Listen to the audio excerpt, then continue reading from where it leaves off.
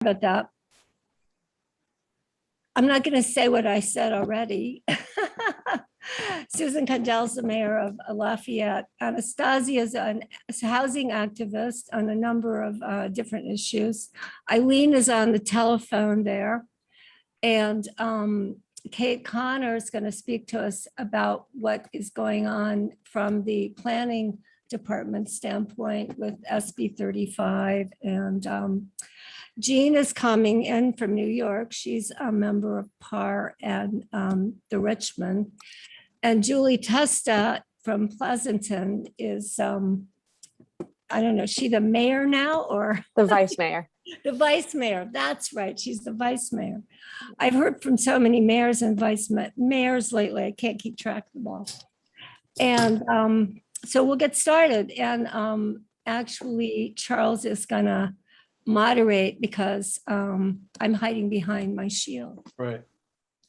Well, we'll just start right in and ask people to introduce themselves as they start to speak, with Susan going first.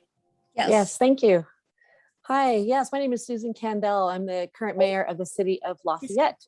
And I'm here to give you an update, the latest on what is now called the Brand Wong Mendoza Tripartisan Land Use Initiative. So it's a mouthful. And the reason why the brand, it's Bill Brand, Peggy Wong, and Jovita Mendoza, their names are on there because they are elected officials, and by law, their names have to be included on the actual initiative name.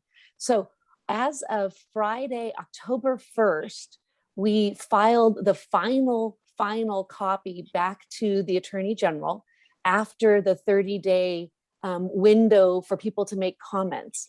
And so on Friday, October 1st, we submitted it in final form to the Attorney General.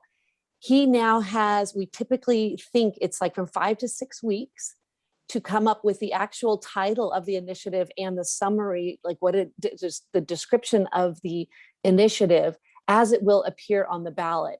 And as soon as he comes up with title and summary, we have 180 days to collect 1.5 million signatures. Oh. And this is in order across the state of California, in order to get it on the November 2022 ballot. And so we have created at this point, we are ramping up in order to handle this epic task. It's wonderful. It is a geographically diverse coalition. So we're Northern California, Central California, Southern California. We're ethnically diverse. We are what we consider tripartisan. It's Republicans, Democrats, and independents are all weighing in. So basically we're shattering all the barriers that you would think exist right now in all of our politics to get behind an initiative. It is really resonating with so many. And it's not just communities like Lafayette, or it's actually, so John Heath, one of the proponents, is the president of United Homeowners Association down in Southern LA. He represents 11,000 Black homeowners. And we've got Jovita Mendoza, who is literally the daughter of illegal immigrants. And she's one of the proponents from right here in Brentwood, representing a Hispanic and agricultural community who is also backing this effort. And so it really has broad appeal. So right now we are really needing to raise money, and in order to help pay for all of the fees and then potential signature gatherers, it'll mostly be grassroots. We figure the signature gatherers, but somebody still needs to organize them. And so we need to hire somebody with enough reach across the state to help organize this. And we're close to hiring them, but we definitely need funds. And so if everybody could go to www.communitiesforchoice.org and sign up for the newsletter and sign up to donate, we would absolutely appreciate it.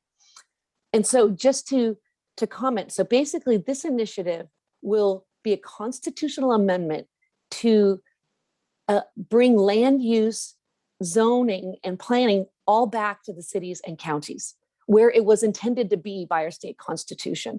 So over the last, since 2017, there's been 80 bills we've identified that have taken away land use and planning, so completely have eroded local control. Lafayette is a poster child for what, how we've been approving a ton of projects. Our planning commission and our city council are literally rubber stamps at this point on projects. We have almost zero input besides our objective standards, which I'm sure the planner knows all about.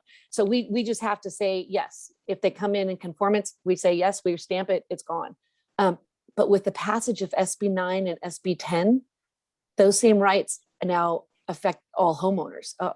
Single homeowners are now, you've kind of lost control over your land and your neighbor's land to a degree which we've never seen before. And it's time that we bring it back, because your local electeds know what's right for your communities. We know how to protect vulnerable communities. We know where to put the infrastructure. We know how to support our schools and our police and our fire and solve the real crisis, which is an affordability crisis. None of those 80 bills that are passed help solve the affordable housing crisis. It's really a sham. It's basically been a gift. What we say is a gift to real estate developers and speculators and big tech is. She froze.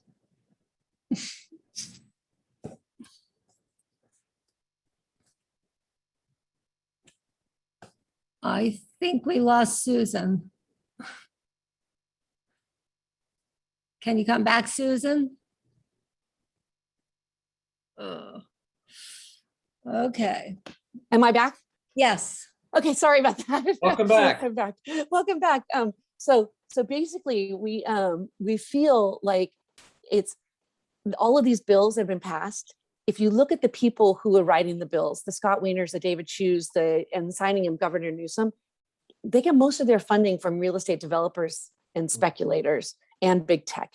And so, and you couple that with the fact that there was no affordability requirements in SB 9 or SB 10, and those 80 laws that have been passed, we're really setting our state up for a fundamental shift away from home ownership. That's a problem. That's not just a problem for, that may not be a problem for the people on this call, but that's a huge problem for people who don't have a lot of means, who are trying to create that generational wealth and eventually actually become homeowners. We know that is so important to so many people in terms of collecting wealth and coming out of poverty. And so we just don't think the policies that are being set right now are working. We need to bring it back to local control and start finding real solutions for the real issues that all of our cities face. So that's why we're doing this. And we hope we can get a lot of support from you guys in San Francisco. And please, I'm open for questions. All right, Jean. I very much support what you're doing. But I do have a question, and maybe this is because I've been spending some time in New York. You just brought something up which has been repeated over and over, which is the importance of people being allowed to become homeowners. What about the argument that the developers would make that says we're not preventing people from owning condominiums, co-ops, or units in a building? How would you distinguish between being a homeowner and the owner of a unit in a building? Oh, being a condo owner is a homeowner. I mean, that is great. If we could somehow push them to not just make rental units, that's the problem, right? I don't want to have a generation of renters. That's the issue. But if we could help force them to actually create affordable housing that would then get transferred over to people, that would be great. But we have no control of that right now. But we could if we had local control. My objection to this, to SB 9 and 10 isn't only that it doesn't provide affordable housing, and I didn't know it was rental versus ownership, but that it also takes away local control over development, so that a place like San Francisco can become Manhattanized, or the suburbs could lose their character and you'd have high rises. But does SB 9 and 10 only go, it doesn't distinguish between condos, condominiums, and rental units, does it? No. Okay. So in theory, all the buildings that could be built under 9 and 10 could be ownership have ownership rights, correct? They could. They'll be all market rate units. Okay, so how do HCD you is already saying- argue against how does the home ownership argument play into that if they are, if they are maybe not less expensive units, but at least they are open, they are for sale? And I totally agree with you. On that part of that argument, it's not complete. So HCD does say we already have a glut of market rate units, rented or condo. The problem is you take that land that was now a single family home and you make, if it was SB 10, you get 10 units, right? Who's making all the profit off of that upzoning? It's the developer. So that's the amount of money that homeowner has lost from that owning that land to begin with. Granted, we can sell them off, but they're going to be market rate. And so we already have too many of those. That's going to help more people at the top rather than the people down here. So the argument sounds like more like not ownership as much as the fact that it doesn't provide affordable housing. Right. And then SB 9 is even worse. Okay, so SB 9, the way we have read it and figured this out is that before you do that lot split, you can't have any debt at all on that property. That's the way the bank set up lot splits. And so no homeowner, or very, very few homeowners in the entire state, will be able to take advantage of SB 9 because it just requires too much money, too much cash, right? And so any SB 9 property is going to be by definition not a homeowner.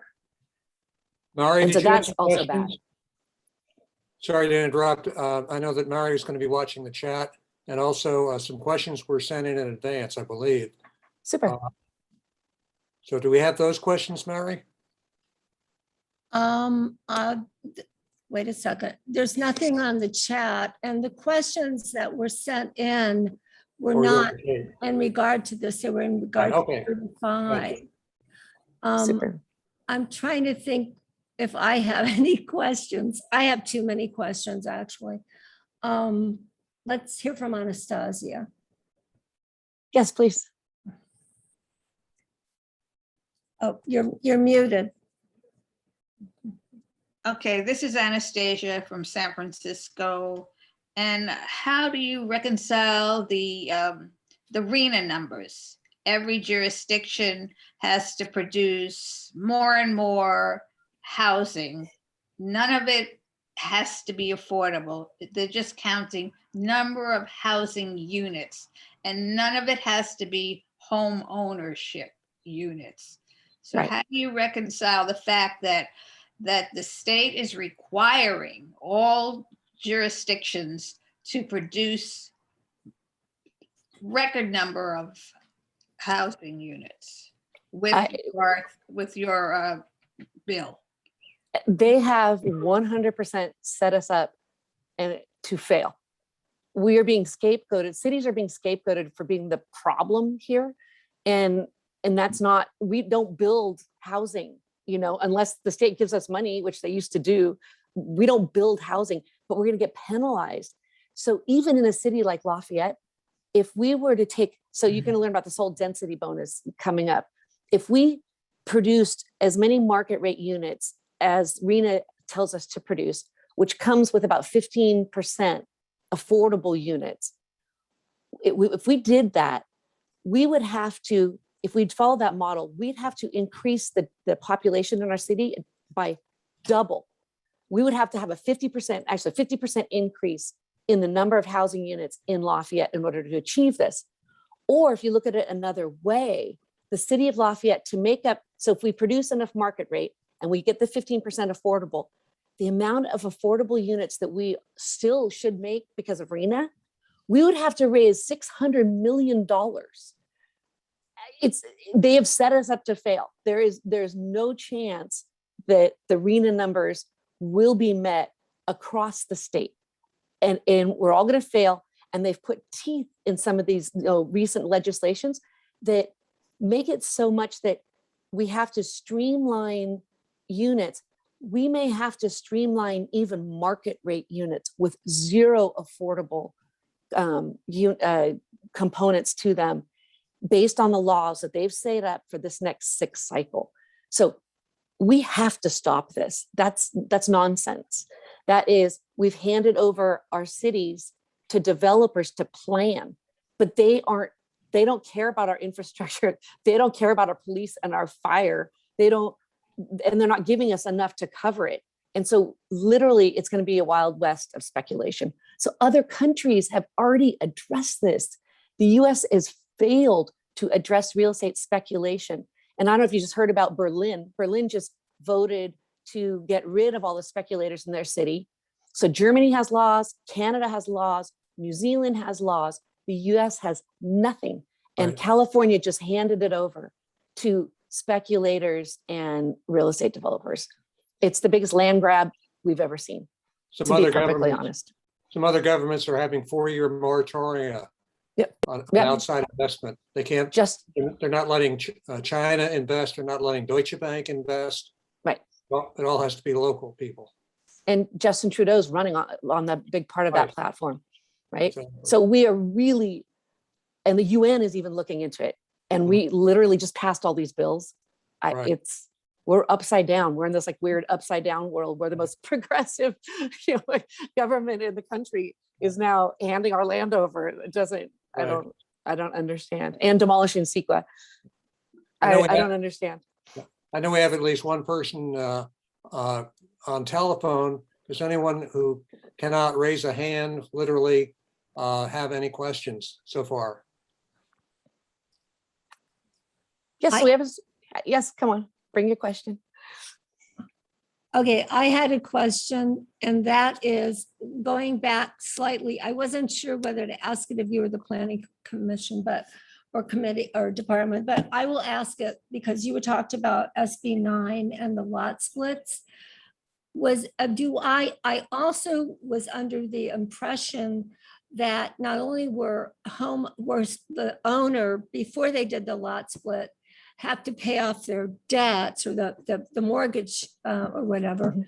But they also had to bring, in order to do any kind of permit work at all, you have to bring your place up to code. So if your current place may be grandfathered in because you haven't done a permit or any work on it in a long time, is that part of the deal? You not only have to pay off your debts, which very few homeowners are going to do, but you also have to bring whatever you have that's not up to code before you can do the lot split or do any more improvements on the land. Is that true? Also, I don't know. I don't know about that. it costs you, if you have a tree or something you have to cut down in order to do this, you have to go through the whole process of spending money to get the permits to cut down the trees, do all this work that typically I don't think very many homeowners are really going to be able to do once they Right. discover what all the requirements are. Do you know anything about I don't know the details of that, but Okay. those are some of the reasons why I actually really support the ADU laws that passed, and Lafayette adopted all the ADU ordinances. And even if this initiative goes through, we'll probably keep all those because the ADU stuff is so much more tailored to that person, a homeowner, to make those own improvements on their own house and be able to bring in rent or whatever, supplement their income. But a homeowner can do it themselves.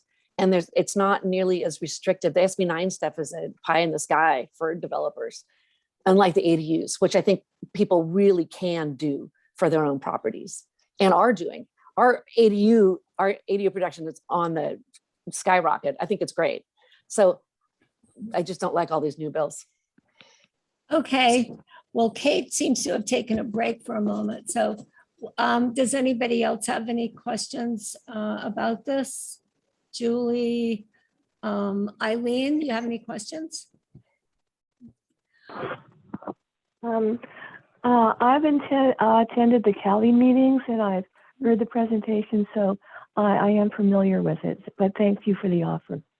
Okay. Well, I guess we could let you go then, Susan, if nobody Thank has you. any other questions. Thank you so much. We'll be You're hearing. welcome. Susan, Yeah, welcome.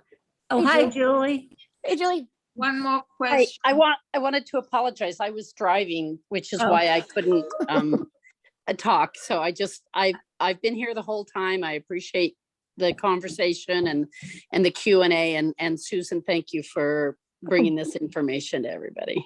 Welcome. Thanks, Julie. Hi, Anastasia, one more time. Yeah, I have one more question.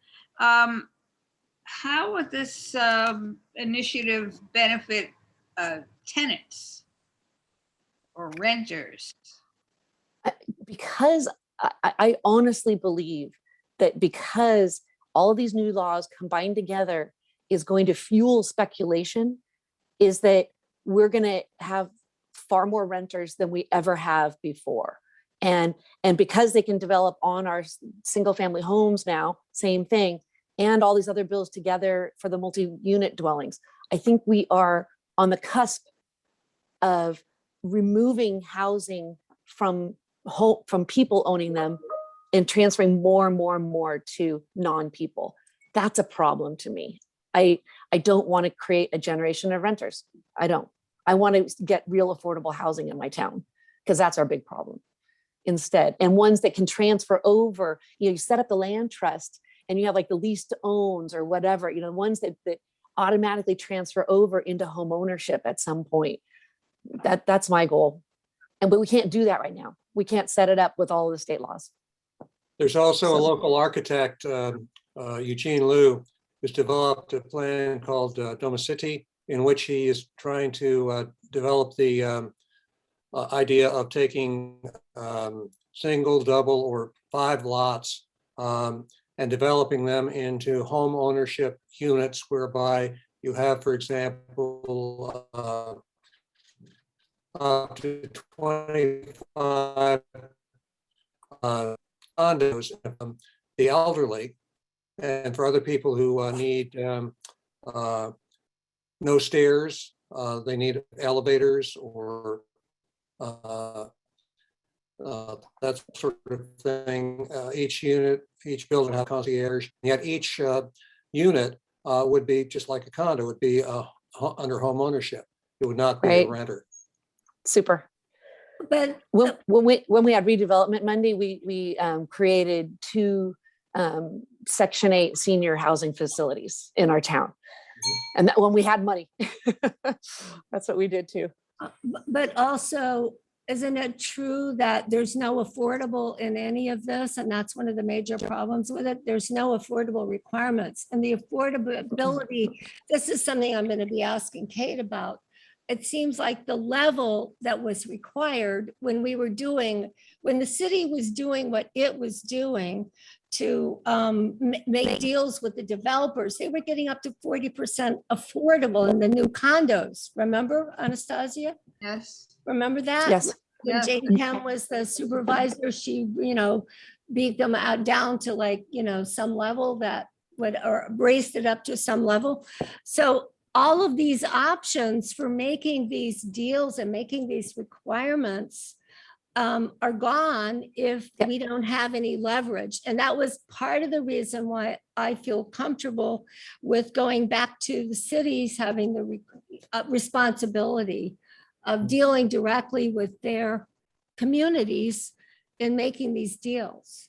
And not to mention things like, who knows about water and all that, all the cities don't have the water, right? Some of them have very little water.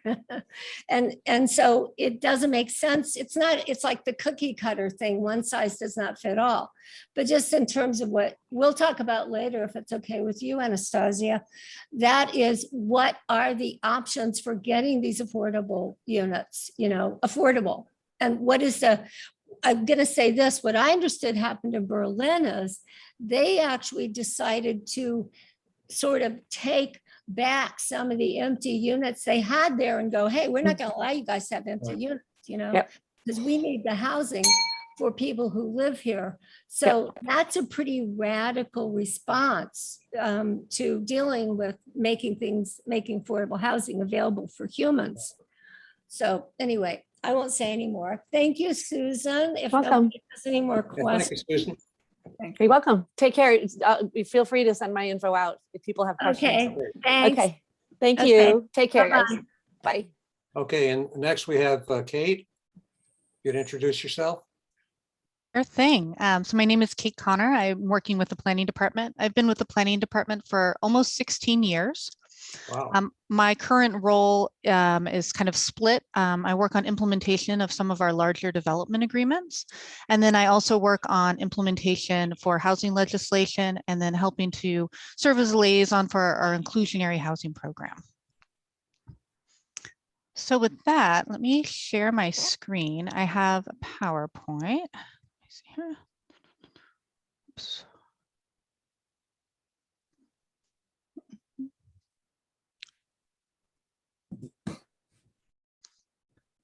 Can everybody see it?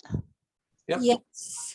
Perfect. All right, so everyone, thank you so much for having me. I mean, I did prepare a PowerPoint for this because the subject matter does get a little technical. I personally find it a little bit easier with a visual. And so today I'm going to cover an overview of state density bonus and its intersection with SB 35. And then Mary had also sent over a list of questions, and so I can kind of run through those at the end. The presentation's not too long, it's a little bit under 10 minutes. Great. So this presentation will include a summary of state density bonus and the San Francisco review process. And then I'll also provide some additional information about the intersection with SB 35 and what that SB 35 process looks like. So state density bonus law was established by the state of California in 1979 as an incentive-based program for providing on-site affordable units. And so the program does have certain eligibility requirements. Namely, the project must contain 5 units or more. It must be residential or mixed use, and it must provide affordable units on site for a period of 55 years. If those affordable units are also counting towards San Francisco's inclusionary requirement, then the units must remain affordable for life of the project. So state density bonus has 3 components. There's a density bonus, there's incentives and concessions, and then there's waivers. So the amount of density bonus is dependent upon the number of affordable units and the level of affordability provided in a project. If you provide more affordable units, you get additional density. In order to accommodate those extra units, a project may need relief from code requirements. And this relief can come in the form of incentives and concessions or waivers. So what is an incentive or concession? I still don't know why we have to use both terms. It's kind of a tongue-tying thing. But an incentive or concession must reduce the cost of the project. They can be development standards and can include such planning code requirements as open space, height, or ground floor ceiling height. The number of incentives and concessions is limited between 1 and 4, and it is dependent upon the affordability in the project. So let's just take an example, ground floor ceiling height.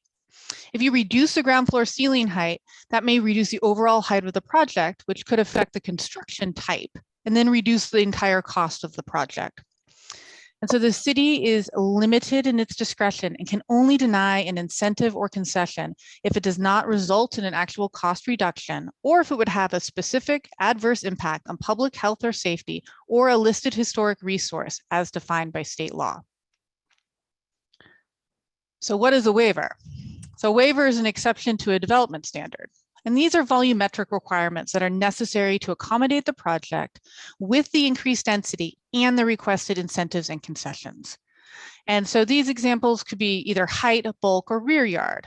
A project may require relief from height requirement in order to accommodate the additional units.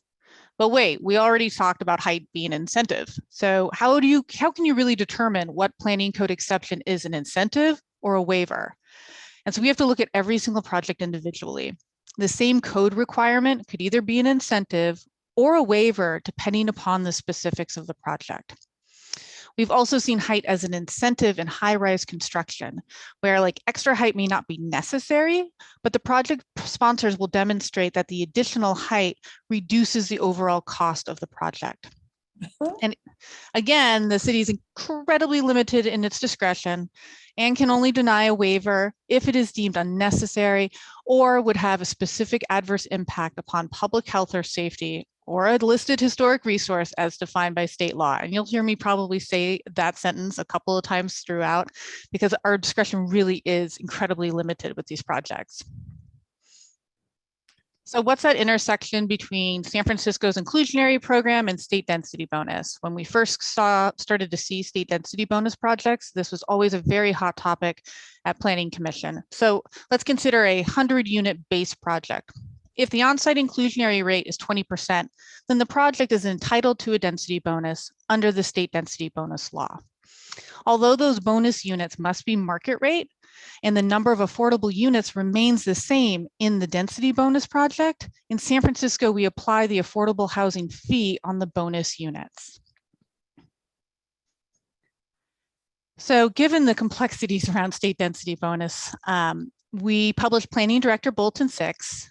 And so this bulletin details all of San Francisco's interpretations for how to apply state density bonus.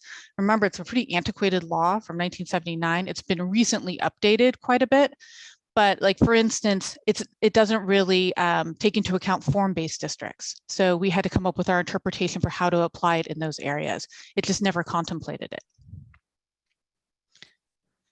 And so this bulletin also kind of details how we process state density bonus projects. So for conventional state density bonus projects, the commission must make findings as to whether the project has a specific adverse impact on public health or safety, as defined by state law, and these findings are not discretionary. In terms of process, if there's an underlying entitlement, like a conditional use authorization or a large project authorization, the process will remain the same. However, planning commission discretion ends up being very limited. And then finally, state density bonus in and of itself does not affect CEQA review. So this is where SB 35 enters the picture. So SB 35 is fairly new. It became effective in 2018. It provides for ministerial review, no CEQA, for projects that meet certain affordability levels. It's a statewide program, and it's based off of the RHNA projections. There are two programs, one for those that underproduce in above moderate income, and one for those that underproduce in low income and below. So San Francisco currently is meeting its RHNA housing production goals for above moderate, but is not meeting our RHNA targets for below 80% AMI. So our applicable program is that you have to provide 50% of the units at 80% AMI to qualify for SB 35.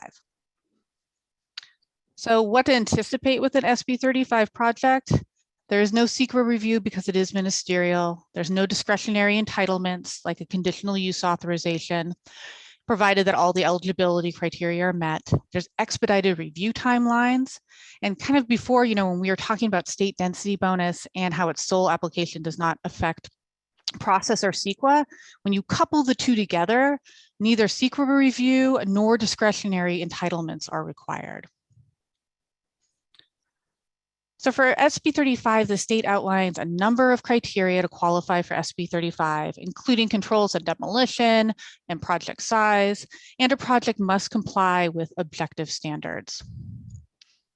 I feel like objective standards are like the hot words in the last 3 years. So let's dig into it a little bit more. So objective standards by law are standards that involve no personal or subjective judgment by a public official and are uniformly verifiable by reference to an external and uniform benchmark or criterion available and knowable by both the development applicant or proponent and the public official prior to submittal. It's quite the mouthful. So when you think of an objective standard, I always kind of look at things that are more numeric, right? So rear yard, exposure, those kinds of requirements. Something that's non-objective or subjective will end up being design guidelines that are relying upon character or context or subjective determinations. And again, SB 35 also recognizes state density bonus projects, including all those necessary waivers, incentives, and concessions as meeting objective standards and code complying. So SB 35 requires that at least 50% of the project must be affordable to households at 80% AMI and below. And from a planning perspective, we kind of break it into two different project types. We have projects that are 100% affordable, and then we have mixed income projects that are providing at least 50% affordability. One thing, now that I'm seeing it, one thing that is missing from the slide, which is a new requirement, is that there is a 30-day notification to the California Native American tribes. This 30-day notice is to see if there's any interest in participating in a scoping session. And if there's no response from the California Native American tribes, or if they decline, then our timelines really begin when the project sponsor submits their application and either a building or site permit. And so for these projects, there isn't any neighborhood notification. There's no discretionary review, and we have pretty strict timelines, 90 days for projects of 150 units or fewer, and 180 days for projects with more than 150 units. 60 days. So then we published another bulletin, Planning Director Bulletin number 5, to try and outline our implementation strategy with this. And we also followed up with an application packet once it became effective. So in terms of SB 35 project approvals, there have been 16 since January in 2018, and it's resulted in almost 2,000 units with over 1,800 deed restricted affordable units. And so this is really due, in fact, that thus far, the majority of projects have been 100% affordable. We've only approved 2 50% affordable projects. However, we do have another one that's in our pipeline, and that is 300 DeHaro. So here's a map showing all of the ones that have been approved. And then, so kind of the big question is like, what discretion do we have? So, we can look at design, we can look at fenestration, we can look at, massing shifts, materials, but again, it's this reoccurring kind of thought is that like, we're really, really incredibly limited. We can't reduce the density. We can't cause shifts to the project where it might become financially infeasible pursuant to the Housing Accountability Act. All of these state laws are kind of working in concert with each other. In addition, we can't deny the incentives, the concessions, or the waivers without making those findings of specific adverse impacts on public health or safety as defined by state law. And it's really an incredibly high bar. We've been trying to do more research on if, what could possibly qualify, and the bar is just incredibly high. And then, finally, I did kind of want to close by saying that I think this has been like a real adjustment, not only for us, all of us in the city family, but all of our elected officials and definitely the public. And, both of these programs are state law, which we are required to comply with. And although our discretion is limited, at least a silver lining is we have been able to produce 1,800 affordable units since, January of 2018, which is definitely notable. And so with that, I can open it up to questions and comments, or Mary, if you want me to run through your questions, I can totally do that as well. Sure, if you'd like to start with them. Sure. Okay.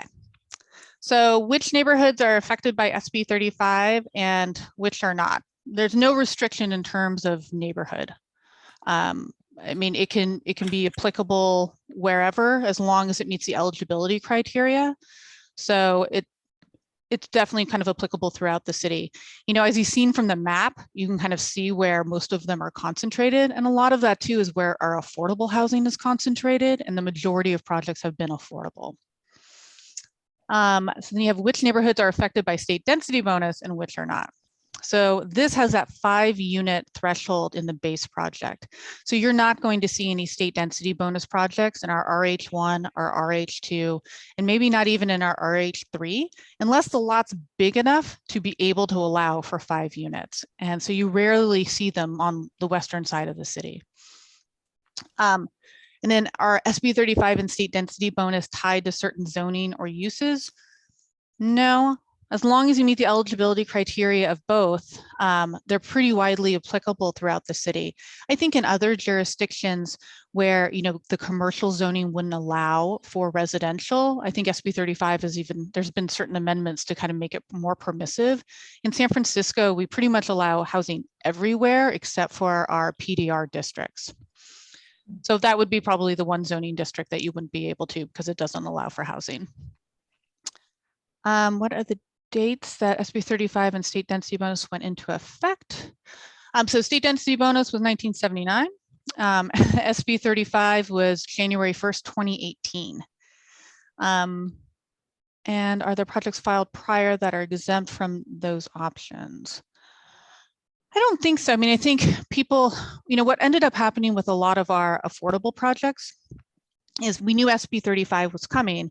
And so there were some affordable projects that were in the middle of like their environmental review. And, if the codes end up being a little bit more permissive, they switch gears to a process that's a little bit more streamlined.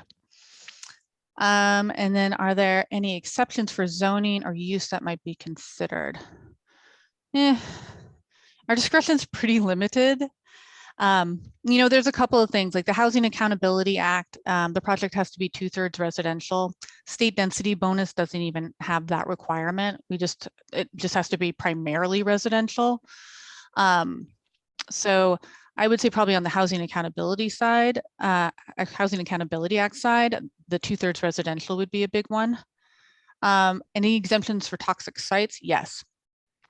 So for SB 35, some of the eligibility criteria on that slide are locational requirements. So if it's on the Cortese list, if it's known as a hazardous waste site, if it's a conservation easement. So there's a bunch of different environmental considerations that were adopted with SB 35 to kind of preserve, in essence, some of the environmental concerns that would otherwise be evaluated in CEQA. And then affordable housing, yes, both of them require affordable housing. And so SB 35, you have to hit 50% affordable, which is pretty high.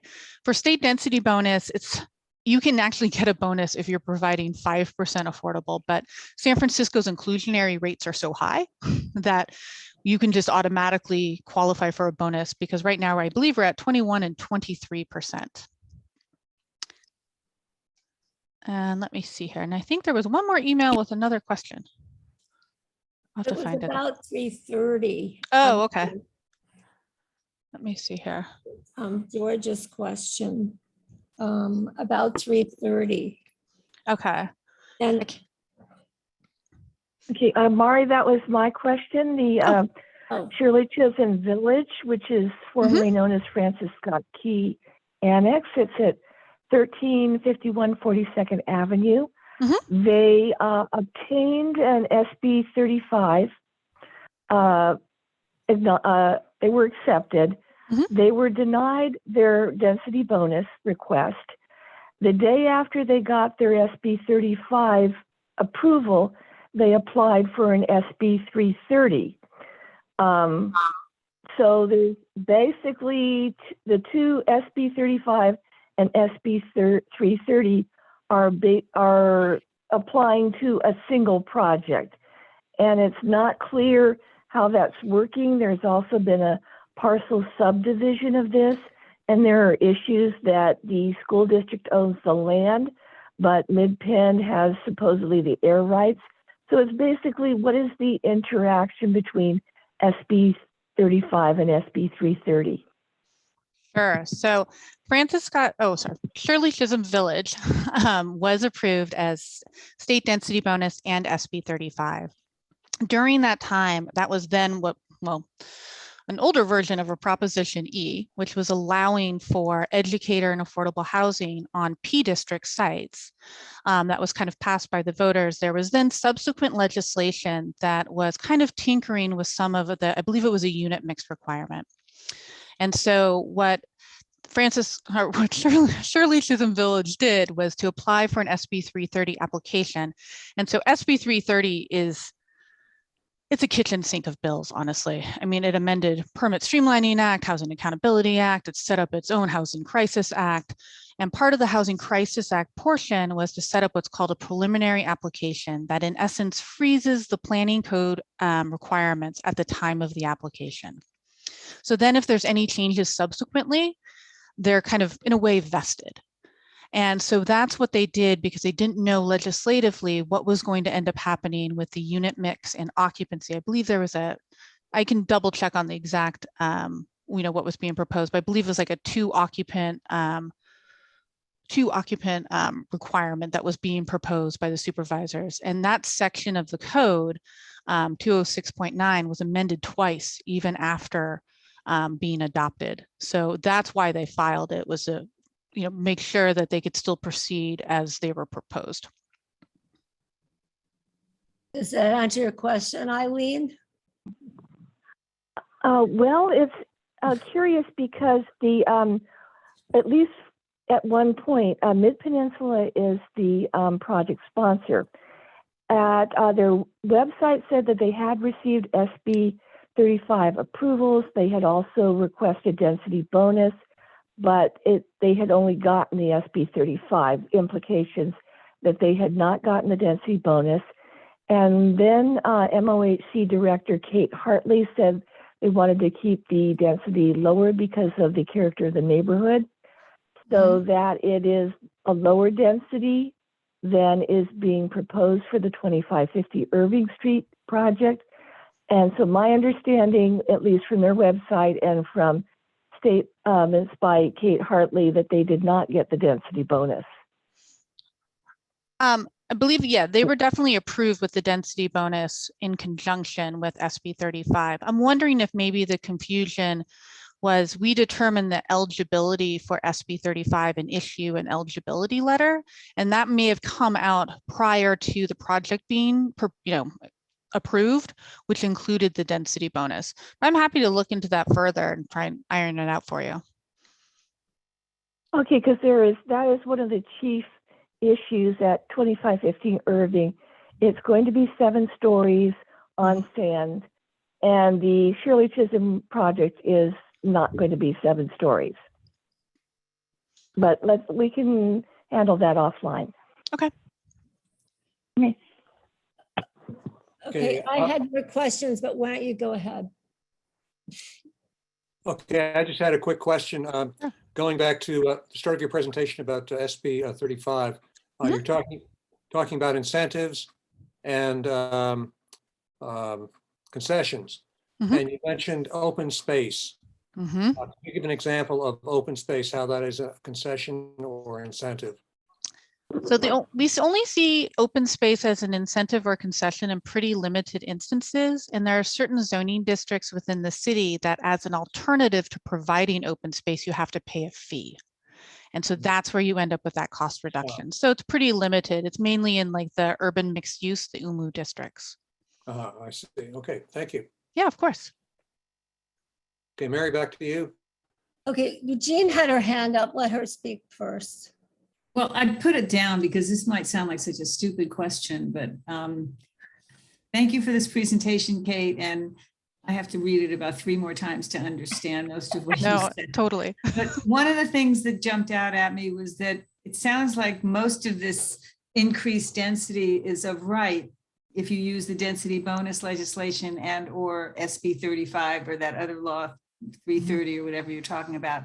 But nevertheless, I'm aware of there being community outreach for buildings that are being constructed in accordance with, under this permissible legislation. So why are the developers coming to the community? Why is there even discussion about this if they have the right to do what they want to do under this legislation? I think it's probably twofold. One is that we always recommend to every developer to do outreach for sure. And even with the projects that are more market rate, the 50% affordable, we strongly recommend it because we understand. Even if they don't have to. Yes, even if they don't have to, just so the neighbors have some sort of idea about what's happening, before you end up seeing some sort of notice about the building permit. And I think it's just important to kind of keep those good relations and keep that, good neighborhood, community experience, honestly. But I think second is that all of the 100% affordable projects, all of our nonprofit partners are always kind of going out into the communities, and they go out pretty early on, even before they submit. And that is just something that, they have always done and will always do. That's, I think, a real benefit to the community. But the reality is that, in fact, the community doesn't have the ability to stop these projects if they don't like them. So this seems like, sort of show and tell, but really it's a one-way street, if I understand what you're saying. They're sort of coming to the community and saying, we want to let you know what we're doing. Tell us what your problems are. But by the way, we don't have to do anything about mitigating those concerns. Isn't that the reality of the situation? Yeah, technically, there is no requirement for notice or public hearing. So, I mean, they can proceed as long as they meet all the eligibility considerations. You're right. I mean, I do think that there has been some like meaningful back and forth, even with like the neighborhood and sponsors. But yeah, like when you're talking about the actual massing of a building, They're or the holding number of all the units, cards. yes. And I think that, I don't know if the communities realize that. I mean, when these planners come out and say, we want to know what you think, pay attention to that man behind the curtain, because he's the one who's really pulling the strings. Well, hence why I'm here. Well, we'll have you come to our community meetings then so that you can question these developers and make them admit. Thank you. Yeah, of course. Go ahead, Anastasia. So is it true that SB 35 only kicks in after, if you don't meet your RENA requirement? That's correct. Could you amplify that? Oh, yeah. So, yeah, currently San Francisco, we are not meeting our RENA projections for below 80% AMI. And so SB 35 has kind of two different programs. And so the program that's applicable to us, because we're not meeting that, is the 50% affordable at 80% AMI or below.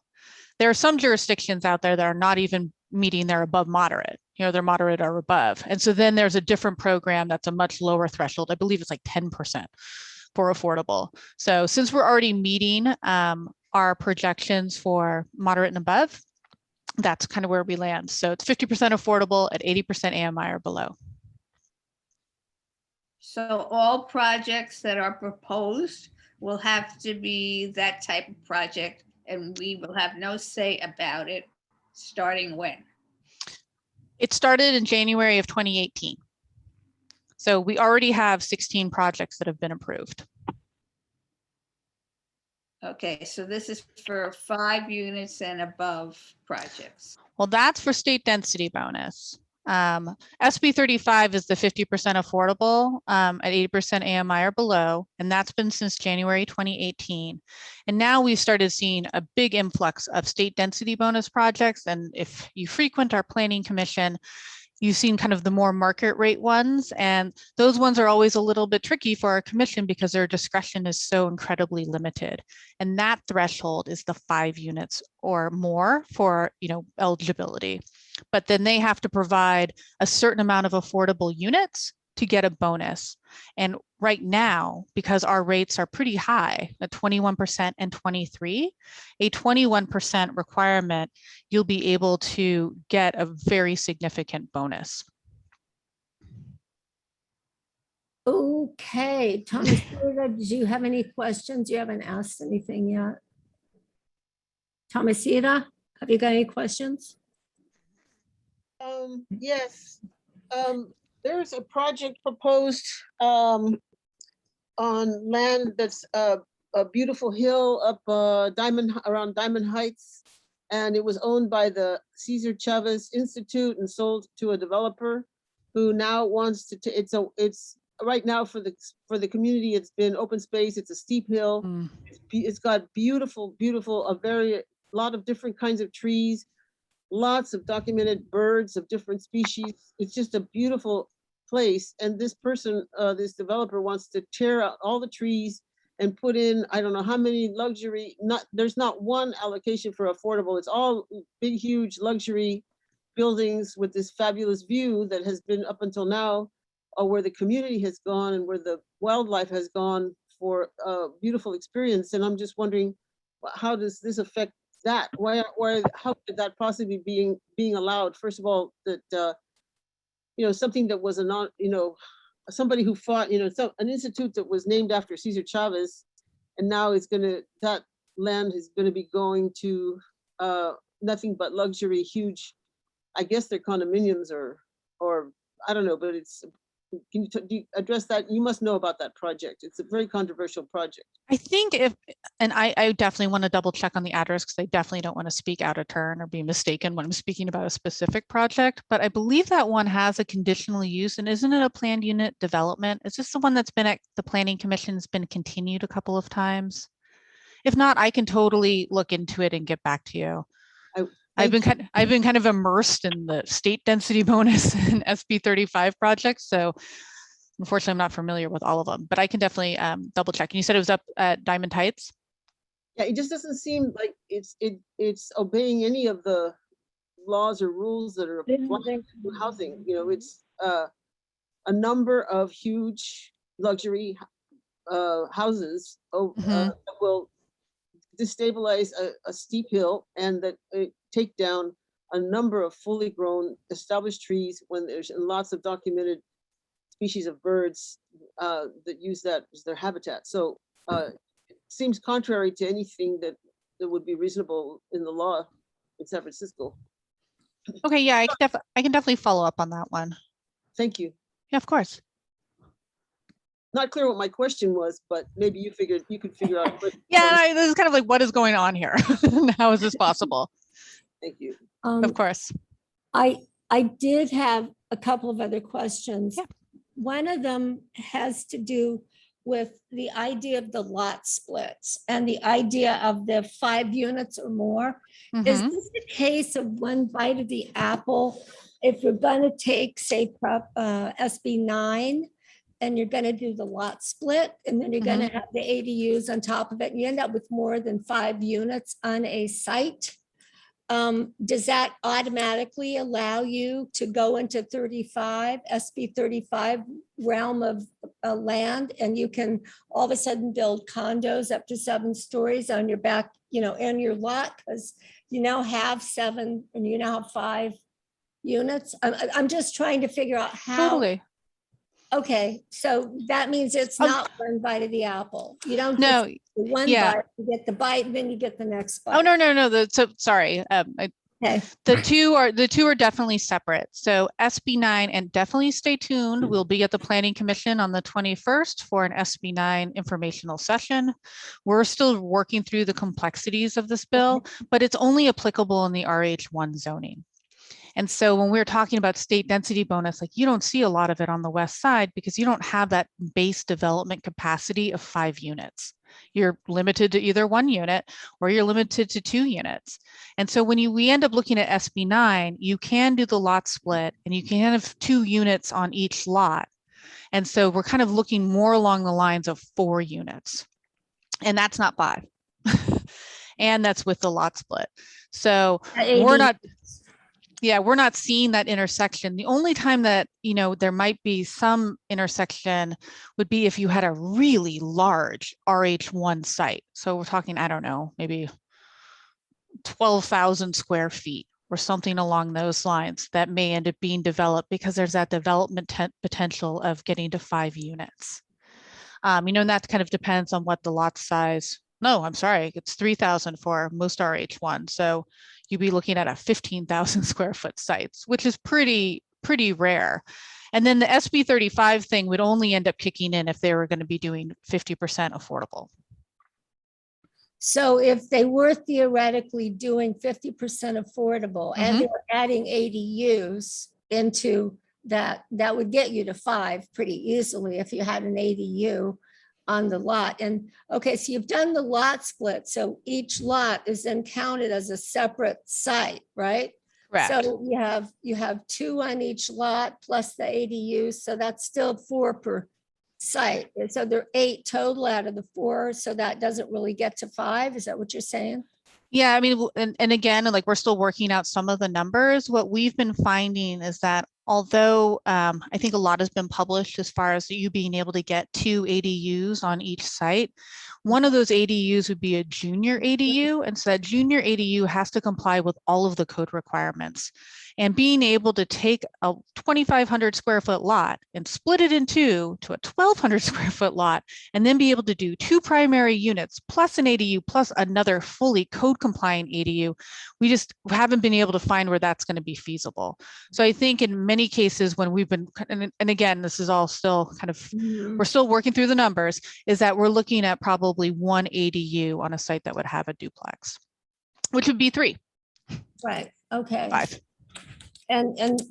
So each site is then separated, so you can't put them together and come up with 6, is what you're saying, even though theoretically It is 6. How are they going to deal with access though, if they have this lot split horizontally or whatever? I mean, they're still going to have access. That's an excellent question. We're going to be working on that implementation. It's only going to take 6 different agencies to figure it out. I mean, I think what we're kind of imagining is like if you have the rectangle and you split it into 2 squares, it's going to have to be some sort of easement. I mean, that's what we're trying to. Yeah. Yeah, that's what we're trying to figure out now. And just, does that really make sense? Like, would this end up being like used really frequently if you have to have like separate utility connections, et cetera? So I don't know exactly how feasible it is, but that's definitely something we're looking at now. Okay. Well, but by the 21st, we'll know a lot more. That makes me feel a little better. So it sounds as if that won't be happening. Maybe, hopefully. Are you watching this, Julie, still? Okay, so I had some other questions along those lines, but let me go to the one that Georgia sent in earlier, and I'll try and read it. It's in the chat. Can a developer who gets a project approved under SB 330 and is demolishing rent-controlled units not build controlled units, but instead make the units or condos TICs? That's one question, I guess. Okay. So SB 330, our kitchen sink of a bill, it has, the Permit Streamlining, Housing Accountability Act, has this new preliminary application, and then it also has a whole bunch of replacement and relocation provisions, and it defines what is called a protected unit. And so a protected unit can be one of 4 things. It can be any unit that is subject to rent control, any unit that's deed restricted, any unit that had been Ellis in the last 10 years, and then finally, any unit that had been occupied by a low-income household. So if you are demolishing a rent-controlled unit and the occupant is above, 80% AMI, then you have a choice between either rent control or a deed restricted unit at 80% AMI. So if you're going to be doing an ownership project, then we would ask for that deed restriction at 80% AMI. So I don't think there's a loophole. Okay, that was one of the questions. And then there's this issue, I'm going to mention it. She's mentioning something, which I'm not quite clear on what she's asking here.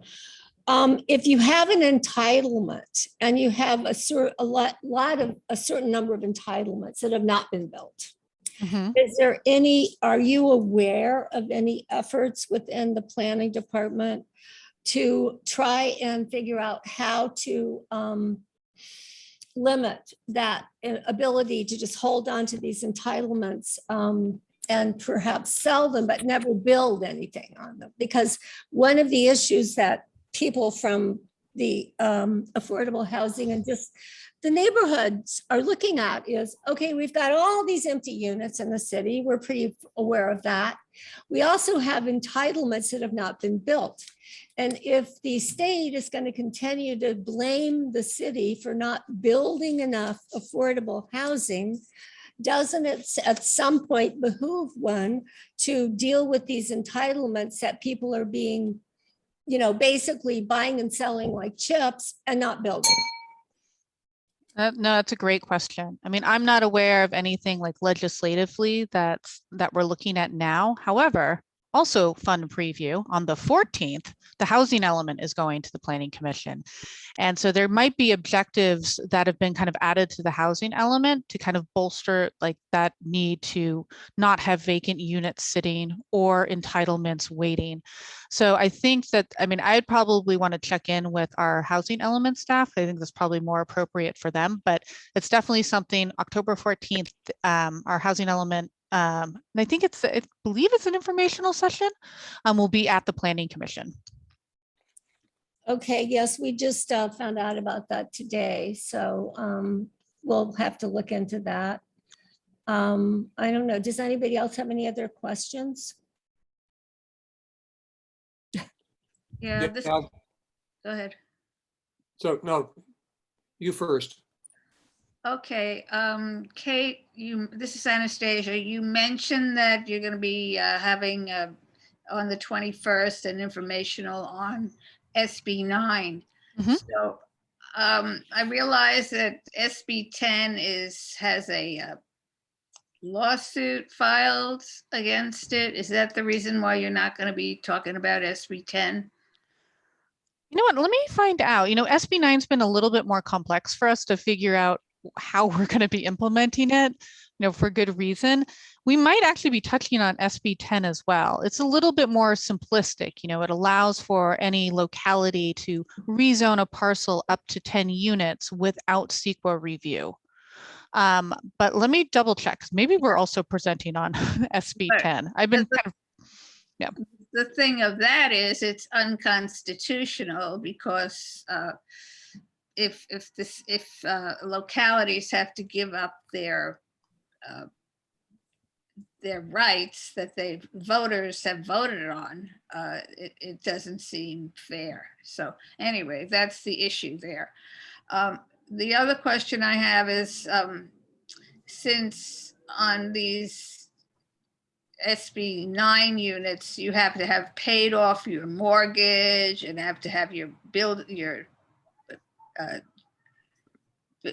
up to code, that there may not be those homeowners who'd be eligible to do that kind of stuff. And then to split the lot and outlay all the money for these ADUs and have enough land to do that without building out so far that you don't even have any land left for rain to go into the ground. It'll just be a big mess.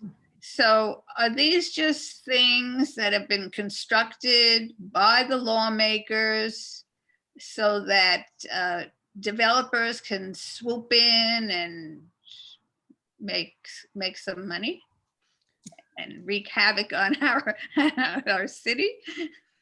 Well, I will say, with SB 9, when you're looking at doing the lot split or doing the lot split in conjunction with, because SB 9 is kind of split into two sections. You have the duplex without a lot split, and then you have the lot split. If you're doing the lot split and taking advantage of that, there is an owner occupancy requirement for 3 years. And I think that's also trying to prevent, developers from swooping in. There's also a requirement that says that you can't like SB 9 it once for a lot split and then do it again. I mean, that wouldn't be an option in San Francisco because our lots are too small, but that's also getting at developers. And then finally, there's also a requirement that talks about developing adjacent lots using SB 9 so that you're not just like grabbing 5 lots and then SB 9ing the whole thing. So I do think that the state legislators built in some protections for that particular issue. Yeah, but still, another developer could come in and build on the other lot. If you can't build on the adjacent lot, somebody else might come in and do that. So, but thank you for telling me about the 3-year owner requirement to live there. Yeah. So I got a quick question then on SB 10. Since you're talking about the lot splits can be into 10 units, would that then put that into the realm of what we were discussing with 35 now taking effect, and you can get your density bonus once you've split it into 10? I would say very unlikely. So what SB 10 does is it allows a local jurisdiction to rezone. So that is by ordinance, that is by public process, that's all local. So if our Board of Supervisors passes legislation to rezone a property to allow for 10 units, that could be done without that CEQA review. And so that's still going through all of the different local process, and that ordinance would still have to be adopted. So it's not necessarily something that's automatic. It still has to go through locality approval. But doesn't that still make it more than 5 units on the lot? It's 10 units now, so wouldn't it be able to do the density bonus? So that's where the apartments come in? Right. So, I mean, if you wanted to rezone a property to allow for 10 units, you're right. Then that base density could be that base density would meet the state density bonus requirements. So it could be 3 stories higher, or I'm a little bit confused about the density bonus also. What used to be they got 2 stories. Now we're seeing a lot of cases where they're getting 3 or more stories with the density bonus. And I think this is one of the main things that's upsetting a lot of people. I got to say, the one on DeHaro is one of the worst I've ever seen. And that one just went from, I don't know what it was, like 6 stories to 12 or 11, or I don't know. It just, how can it go up that high? And it's a really narrow, triangular shaped lot. Right. It's not even, doesn't seem like an appropriate.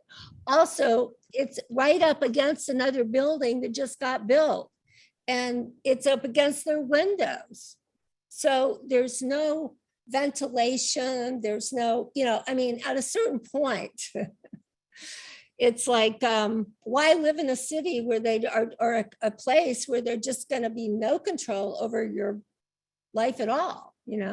That's pretty bad if you just bought a condo and you had a view and you had air, and all of a sudden now you have, oh, why did you think you were going to have the right to live here the way you thought you were when you bought the place? I'm not trying to rag on you. No, I mean, what you're talking about, the reason why you're seeing more that increase in height is because state density bonus was amended last year with Assembly Bill 2345. Before, state density bonus was capped at a 35% bonus, and now it's up to 50%. And because our inclusionary rates are so high, you automatically qualify for this 50% bonus.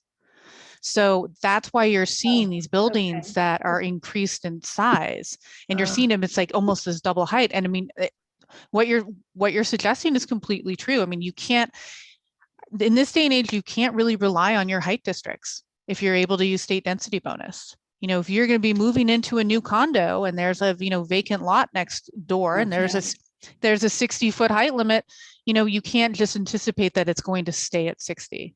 Because now with state density bonus, they're really pushing through the height limits. So it's uncertain for all of us, not only the condo owner, definitely like for the planners, because we're seeing our skyline shift in ways that, we hadn't necessarily planned for.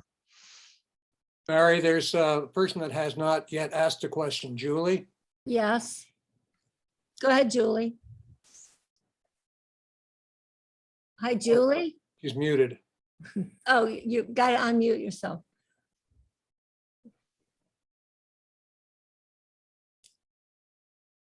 Julie? Oh, I think I got it. I'm sorry. I'm not used to doing Zoom on my phone. Can you hear me? Yes. Yes. I apologize. Okay, so I just wanted to clarify the language for the 3-year occupancy. Number one, it's the language is weak. It doesn't say it's a requirement. It says that there's an intention. It also, there is no enforcement. I'd be interested to know if San Francisco has anything in place to enforce it as a requirement. And the other concern is that 3 years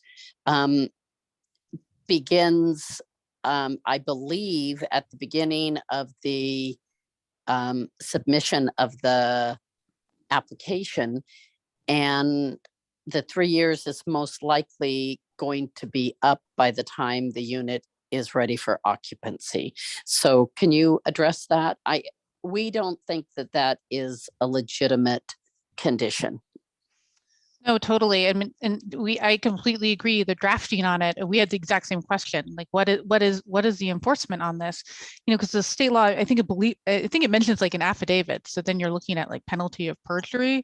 So it's definitely something that doesn't consider like local enforcement actions. But I mean, you're right. It's not something that's completely binding. We don't have anything right now, and I don't believe we have any authority at this point to have it be, like a planning code violation, because it's not something within the planning code. But it is something where, as we start to develop our SB 9, applications, where we'll have to be collecting that affidavit. But Julie, you're completely right. Like, I mean, the language is pretty vague, but I think I was just only saying that I think that the intent of it was trying to address that issue. How successful it's going to be, I think, is a different thing to consider. And that's what we're trying to kind of work through right now as we kind of dive into the bill and the specifics. And I appreciate from your perspective that you are seeing that at this point, because your responsibility is implementation. Our feeling was that it was pretty much a red herring that was designed more of a sales pitch to calm people's concerns during the trying to get legislators comfortable with and quiet the opposition to it. So, but I appreciate from your perspective, that's different. You now have a bill that's already been passed, and your job is implementation. So thank you. Now, there was one other question I had. Again, I was driving. I apologize if I'm being disruptive. So, but I don't remember hearing on SB 35, a project that's come into our community. We don't have building heights like San Francisco might have in some areas. For us, 3 stories is huge. And so SB 35 has a mandated increased building height, right? I don't believe it does. No. It adds an extra 2 stories.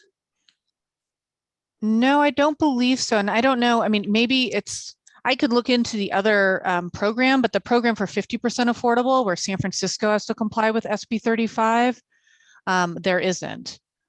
Okay, that's possible. The project that came before us is 100% moderate affordability. And oh, interesting. Based on the 100%, they are getting an extra 2-story, which for us is devastating in our historic area. So, are they using state density bonus? I didn't think they were. I thought it was straight up 35, but I'll have to ask about that. It could be. I'm wondering. I'm not as familiar with the moderate income. There is a moderate income option in state density bonus, and state density bonus has 7 different programs. But for instance, the one that's for 100% affordable, it does give you a 3-story height increase. So I'm wondering if it maybe was state density bonus, but maybe for a moderate project. But I'll ask about that. Thank you. Of course. Okay, great. Thank you so much. Yeah. Okay, Thomas, Sita, and then Jean, I guess, unless Julie had anything else. I'm done. Thank you. That was really helpful. Thank you. Thank you. I'm wondering 2 things. Know how many of the recently built housing units in San Francisco are currently vacant? I do not have that number. Yeah, I don't know if we are tracking that, but I can definitely inquire with our housing policy folks. How will you get back to us, or any of our questions? Will you? Well, I've been keeping kind of a running list, and I could probably just email Mary, or if there's like a group email, I don't mind doing that as well. Yeah, we're going to be following up with some other answers, and maybe we could even have them by next week, and we'll, share. We're having another meeting. I had one other thing. I'm sorry. I was going to ask, and that is, you probably don't know the answer, but I'm going to put it on the tape so we remember to ask it later. There's about 4 or 5, I can look out my window and see about 3 or 4 brand new affordable housing projects, 100%, by nonprofits, and they're all empty. So I'm just wondering if anybody knows what the schedule, maybe Thomasita knows, I don't know, what the schedule is for filling these affordable housing towers that were built in the Mission recently. Do you have any idea, Thomasita, that we're going to start bringing people into them? Well, I'm not sure that you know that they're, how do you know that they're vacant? I know that advertises, when they have when they have vacancies, and that there's a lot of applicants for every vacancy. So I don't know why they appear to be vacant. Oh, there's no lights on at night.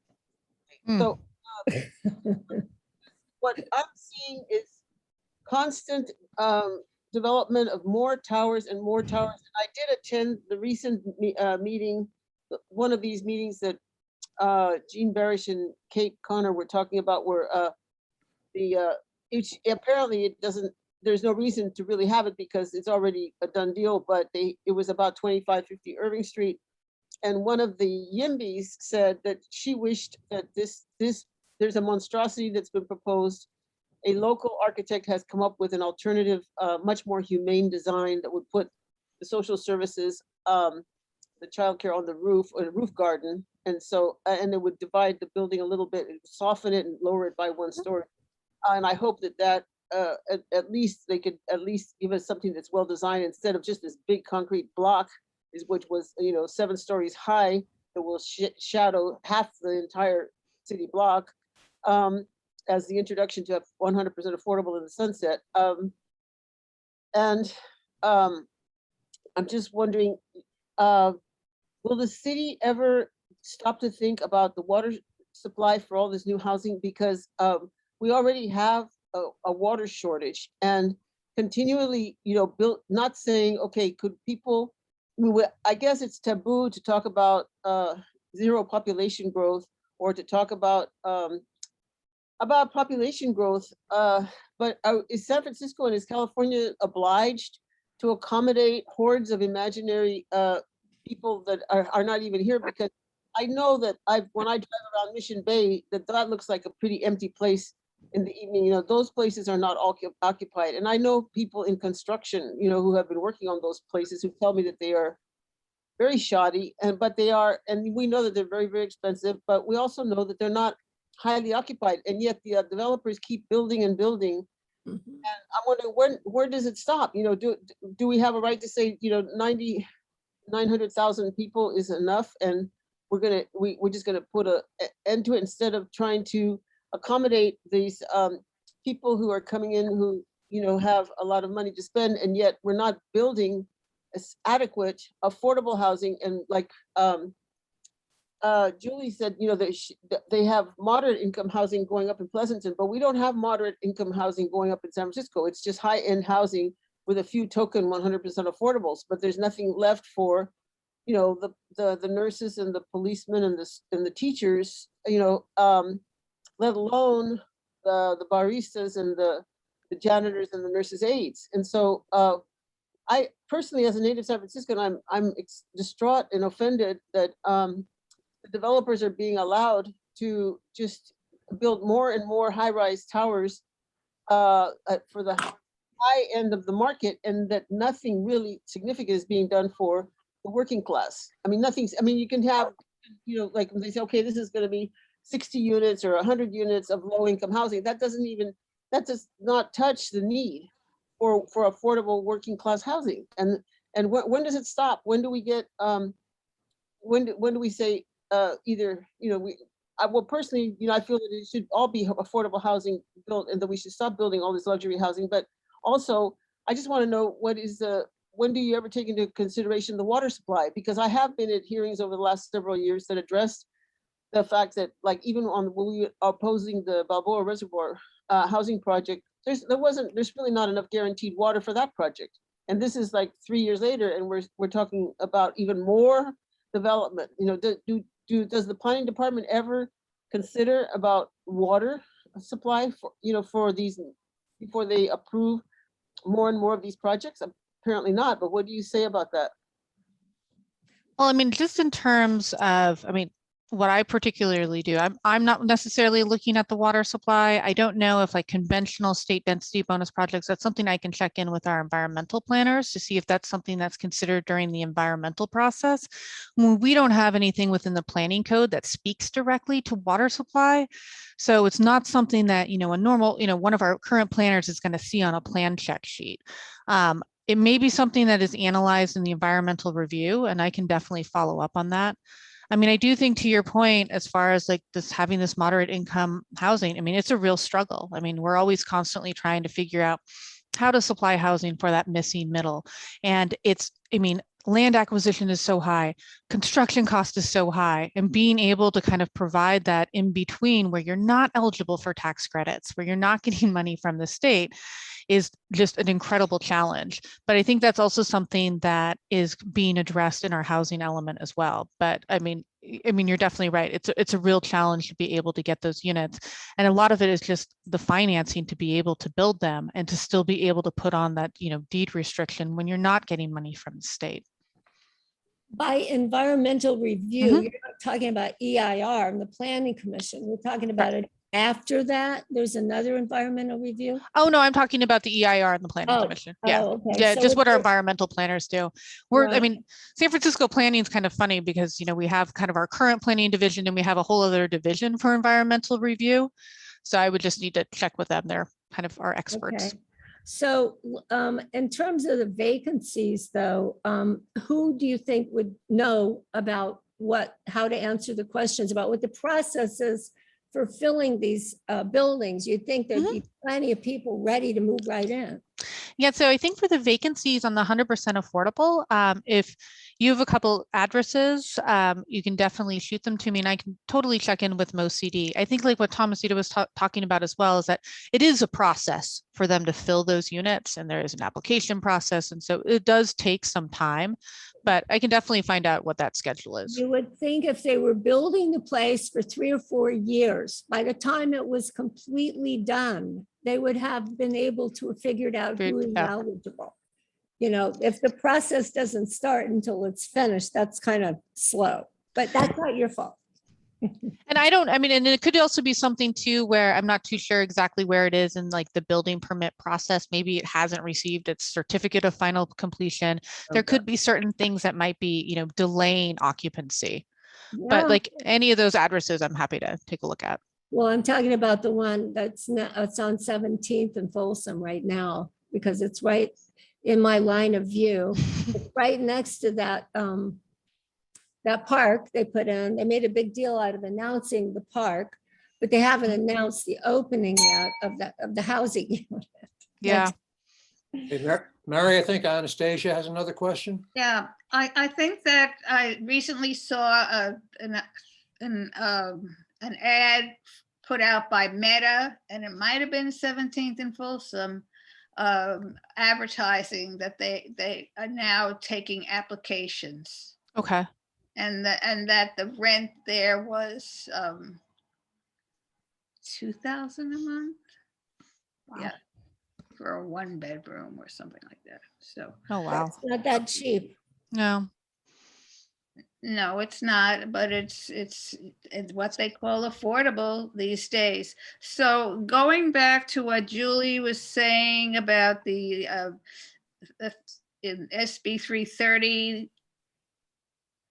Well, no, I think it was SB 9, Yeah. the 3-year requirement Mhm. For somebody to live there, and that may not come about until the project is completed. So I'm wondering if the state can amend the legislation to clarify that the 3-year requirement would be in effect at the time the project is built.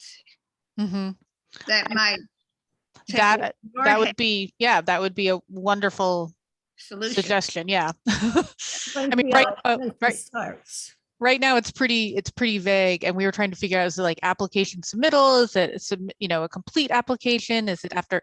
So yes, that would definitely be a way of potentially solving that. But you'd have to prevail upon a legislator. Yes. A Yes, state you would. Yep. legislator. And For sure. would the planning department do that?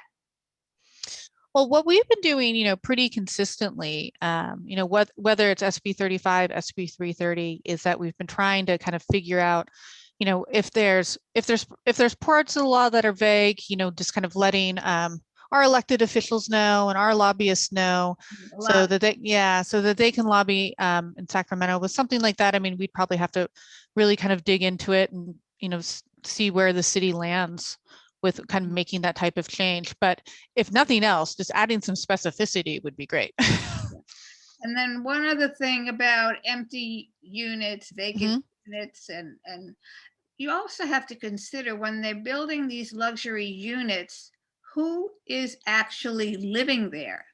Are we building for the white, rich people? Is that who we want to build for when we have so many low-income people and people of color who need housing. So that's just a question, you have so many vacant units, and who is occupying the luxury units? And why are there so many luxury units, as Thomasita says, being built?